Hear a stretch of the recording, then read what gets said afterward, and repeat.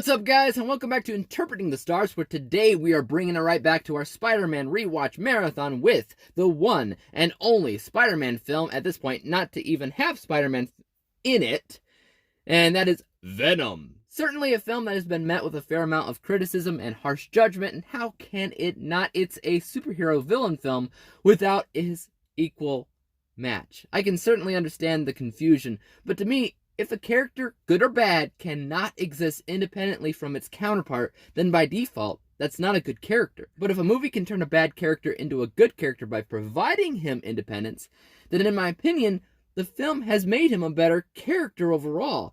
Think about it. Is Darth Vader a great character? Absolutely. One of the best characters in cinematic history. Does he need to have Luke there, or the Emperor there, or Obi-Wan, or whoever? No.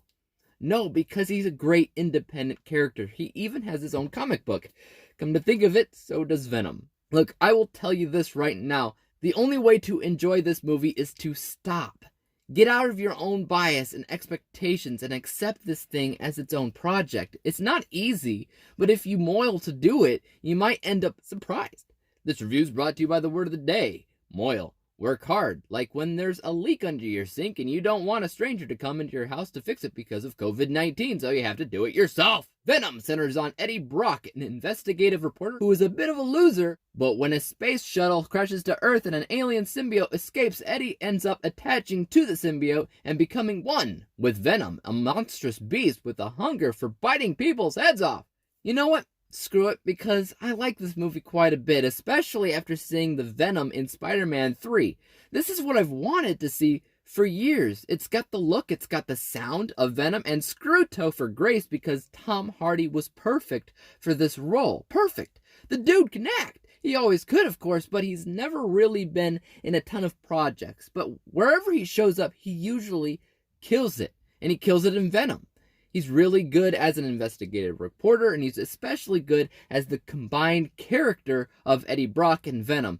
Honestly, he's hilarious when he's just first interacting with Venom. I also didn't know this at first, but he also voiced Venom. And of course he does, because Tom Hardy and his vocal performances, they're legendary. I couldn't tell it was Hardy at all.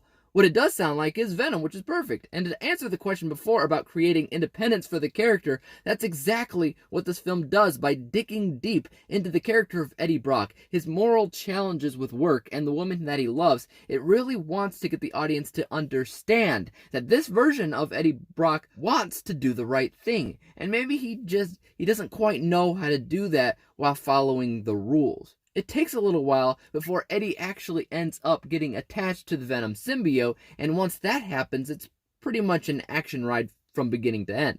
Now, let's talk about some negatives. I did give full credit to the visuals, but the visuals had issues here and there, especially with the CGI. For the most part, I liked the CGI. I also thought this film was one of the best movies in this entire marathon for 3D specifically. So yeah, full points for the visuals for sure. But certainly some CGI moments could have used improvement. I personally liked how the Spider-Man 3 symbiote moved around like tar versus this version of the symbiote, which kind of moves around like melted CGI sludge. It's not a huge complaint, but it's also hard not to compare that trivial area. Another problem that I had was the villain. I always have a pet peeve when the villain is more or less the same thing as the main character, just evil. And because you had other symbiotes from beginning, you knew it was coming.